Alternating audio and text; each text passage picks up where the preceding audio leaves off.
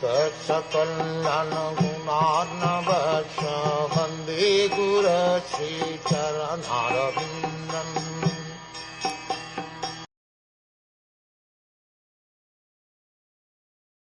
As soon as Lord Vishnu was visible, all the demigods, Lord Brahma and Lord Shiva, the Gandharvas and all present there immediately offered their respectful obeisances by falling down straight before him. It appears that Lord Vishnu is the supreme lord even of Lord Shiva and Lord Brahma, what to speak of the demigods, Gandharvas and ordinary living entities. It is stated in a prayer, Yam Brahm Varunendra Rudra Maruta, all the demigods worship Lord Vishnu.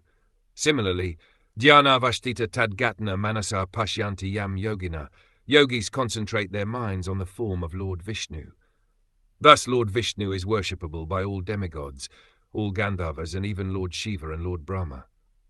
Tad Vishnu Paramam Padam Sada Pashyanti Saraya, Vishnu is there for the Supreme Personality of Godhead.